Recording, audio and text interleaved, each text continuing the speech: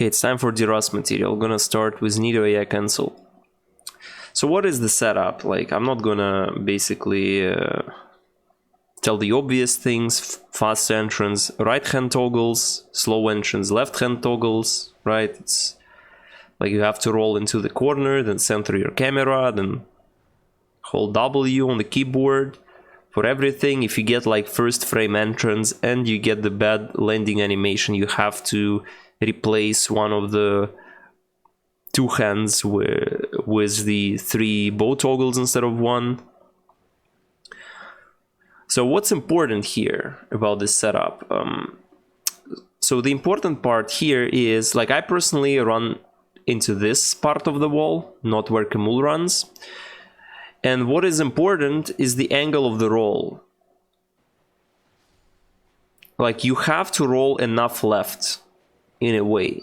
The reason for that is that the skeletons don't, specifically this skeleton and Nito, don't react on your hits, and you need to roll enough left and forward so your rolling attack, killing the first 2 skeletons on the right, does not hit Nito because it activates his AI, and you will not be able to finish him off if he does an instant AoE. And also there is a very high chance if he does a melee attack instead of an AoE, you will just get hit, like you will get killed by Nito melee attack while trying to kill the last skeleton alive. So it's sort of very important with the positioning. My positioning is different from Kamul's in this video. Probably Kamul's positioning is also pretty good, and it might be even easier in a way. So yeah, it's still something that I'm not 100% very certain about. Like, I don't have enough practice with it to be like 100% certain about everything I'm doing here. But the general idea is try to roll far left, pretty far left. So the enemies sort of need to turn around toward you before doing anything. Okay. So next thing is Kalameet. The Kalameet pathing I came up with. So what I have changed, I go towards, like, it's very terrible to see there, but I'm going toward the stone like usual. I do the stamina management like usual, but before just going a straight line for Kalameet, I go toward this bright spot in between 2 rocks. There is one rock, you can see it, and there is the other rock. And there is like a bright spot. That's the beeline I take, and then once I go over it, I turn toward the usual visual cue for the Kalameet double hit, which is a brighter spots on the ground here. And then when I raise my camera, I use this background mountains as the angle lineup. So it's just something that comes with experience. You can easily tell if you're looking too far left or too far right, based just on how it looks and how DT is looking relative to it. Usually it's pretty fine. So timing cue. I need to attack pretty late. Like, I need to attack when the tail moves down for quite a bit already. Like, you can see that I'm attacking here when tail already almost at the very bottom. Like, I'm attacking in the middle of the movement. So obviously I can explain it in the video super easily, but that's, let me find the shit. Nice, I switched the video. No, I didn't switch the video. Rip. Where was that run?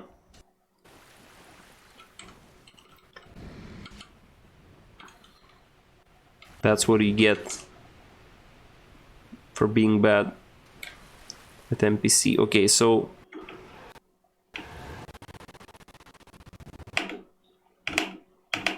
that's when I'm attacking, and that's pretty late. Like, you can see that. Let me make speed of the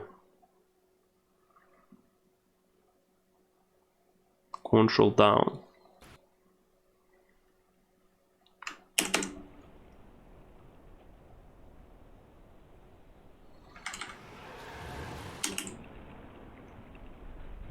It's like tail moves down, and it's sort of like in the middle of the movement down when I'm attacking. So yeah. And for the regular cycle lineup, I haven't changed anything. My visual cue is this. So when the tail goes over this part of the background wall, when it's like starting to go vertically up. So yeah, that's Kalameet. Then I have GFGS. Okay, let's find GFGS quickly. So for GFGS, I have a few things to mention. Like the first roll is very simple. Like I always make a step forward. I'm looking at this bright spot. Like I'm not gonna go over all of this because it's pretty obvious. I mentioned it in other videos. So that's where the new things come into play. Okay, it's almost impossible to see actually on this footage, but there is a brighter spot on the tree that I use as a visual cue to stop moving. Then I'm rolling toward this leaf. Like there is like a bunch of leaves, and I'm aiming to the right upper leaf. Like I don't know how to explain it. And then I'm rolling sort of forwards with my aim lined up. Like here I roll relatively far right actually. But it's slightly field based, based on how you feel about your positioning when they seam after the first roll. But you basically sort of line up this corner thing with your aiming, and you just roll forwards. The rest is identical to the rest of my setup. Next thing is Hydra. I'm not sure this is a good footage to use for Hydra because my Hydra was pretty bad. That attempt, this attempt as well apparently. Okay, so here I golded Hydra. So there is only one thing to mention.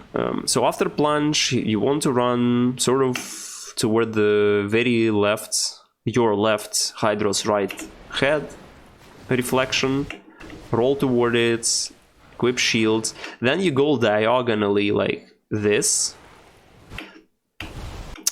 and based on where you end up for your jump attack is what the next attack gonna be. So if you get stuck very far on the left, it will mean that Hydra will attack very far left. And there is a decent chance that if you just run straight forward after the attack, you will not have enough time to jump attack second Hydra head, because head is just going to be too far left. If you stay somewhere in the middle like I do here, it means that most likely the left head will hit very close to me. Like it will be in my reach. If I just go forward after the attack, it's going to be just close enough. As you can see, like it's in the range of the jump attack. And I stood like pretty far right here still. So that jump attack here, like the first one, that was pretty far right still, even after I moved forward. And if you get moved very far right, you need to be careful, because it means that head might be either close to you or even to the right of you. So that's just something you need to pay attention to, and with the practice you obviously start realizing a certain, difference. So for Priscilla, there is very little to mention. The lock-on strat. Okay, so the lock-on strat is you do the running attack, and then you just, what I use this rock on the ground as a visual cue for my right leg. That's like my right leg visual cue. This triangle rock.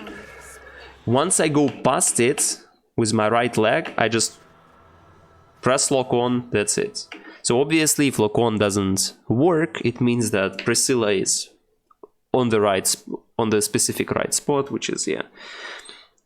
You can see that in the Androv's playlist for more information about it. And the Drake. Drake should be not a big deal. So a big part about the Drake knives is just the way I do it. I go pretty far left and I throw my first knife around the time when the bolt is flying around, like missing me, and around the time I'm reaching this part on the bridge.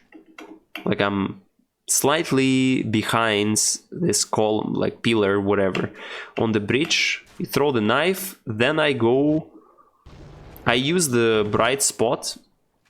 I use the bright spot on the fence here, on the railing, as a visual cue, so I do need to stay behind it. So I am trying to run here for my second throwing knife. This is the spot I want to be in, and important part is to hug the fence, like, because hugging the fence will prevent you from being stomped by Drake more often. So it's around the place where I stand. I might be even not that far behind it, not that far away from this bright spot, but I use it as primarily as a visual cue to go behind it. Make sure you don't hit the wing with your throwing knife, and then you just jump diagonally once, twice, switch to S2s, and 3 times, yeah. So that's the Drake. That's it.